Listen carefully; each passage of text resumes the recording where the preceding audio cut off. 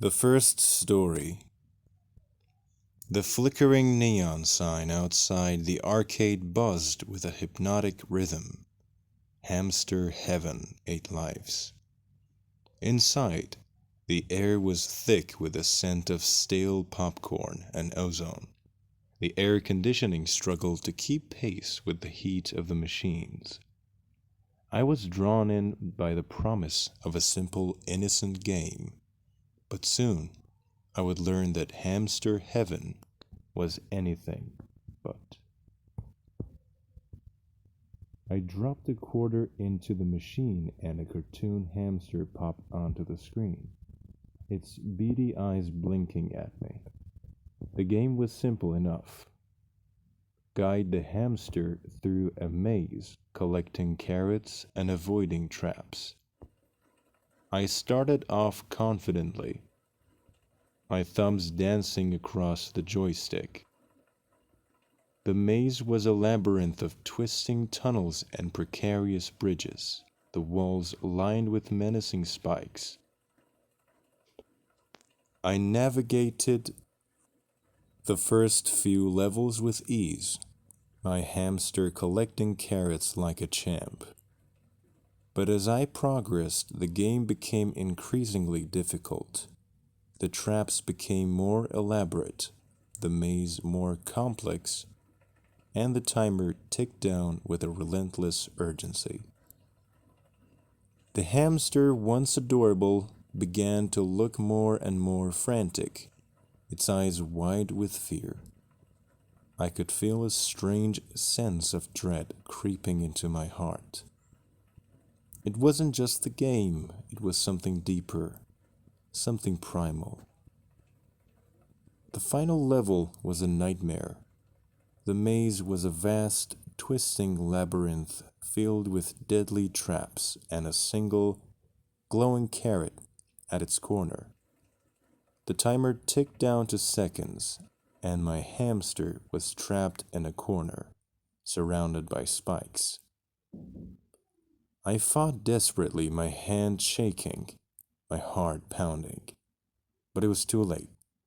The timer hit zero, and the screen went black. I slumped back in my chair, my breath catching in my throat. A sense of relief washed over me, but it was quickly replaced by a deep unease. The screen flickered back to life, but the game wasn't over. Instead, a new screen appeared, displaying a single sentence in stark white letters.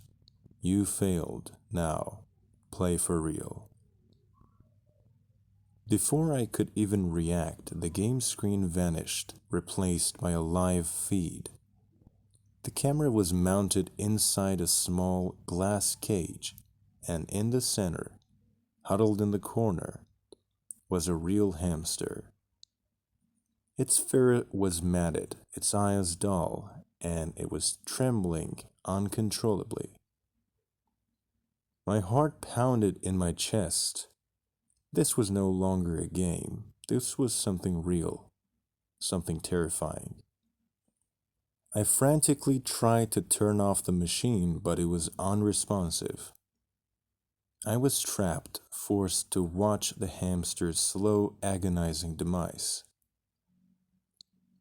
The game started again. The hamster was forced to navigate a real-life maze, complete with razor-sharp blades and electrifying wires.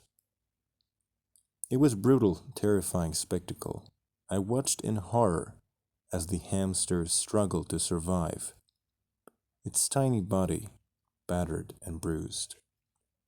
As the hamster neared the final carrot, I saw a flicker of hope in its eyes, but it was too late.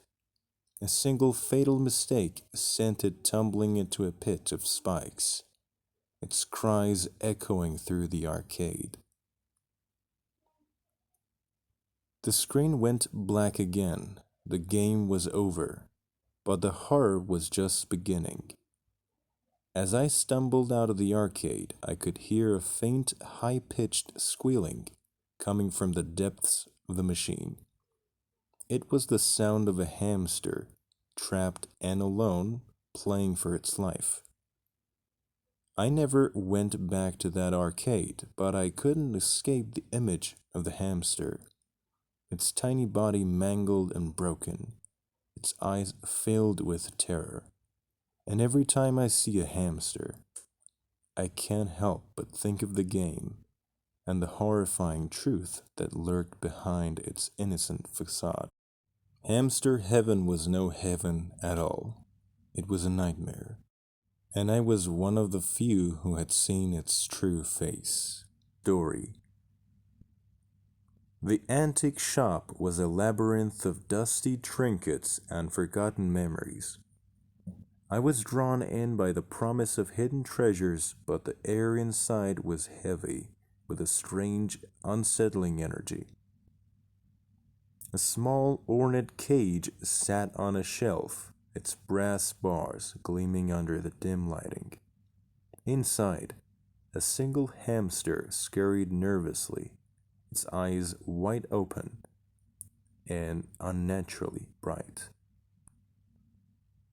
The shopkeeper, a wizened old man with haunted look in his eyes, approached me.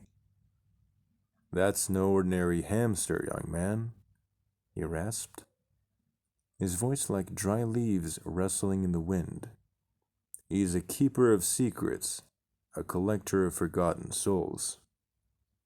I scoffed, dismissing his words as ramblings of a senile old man. But as I reached for the cage, a wave of cold dread washed over me. The hamster's eyes locked onto mine, and I felt a prickling sensation on the back of my neck, like 1,000 tiny needles. That night, I couldn't shake the image of the hamster's unsettling gaze. I dreamt of a dark, twisting maze, its walls lined with flickering candles and the whispers of unseen voices. At the center of the maze, the hamster sat, its eyes burning with unnatural light, its tiny paws clutching a small leather-bound book. The next day, I returned to the shop, drawn by an irresistible compulsion. The shopkeeper, his eyes gleaming with a strange delight, handed me the cage. "He's chosen you," he whispered. "He's ready to share his secrets." The hamster, once seemingly harmless, now seemed to radiate an unsettling aura. Its fur seemed to shimmer with an unnatural light, and its eyes held a depth that I couldn't fathom. I placed the cage in my room, the hamster's constant scaring a constant reminder of its presence. That night, the whispers began. They came from the shadows, from the walls, from the very air I breathed. They spoke of forgotten horrors, of unspeakable acts, of souls trapped in an eternal torment.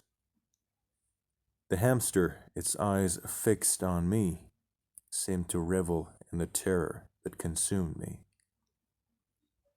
I tried to escape, to ignore the whispers, to banish the hamster from my mind, but it was no use.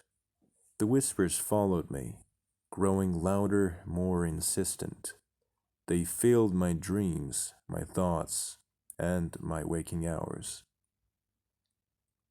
One night, I woke to a cold, clammy hand on my shoulder.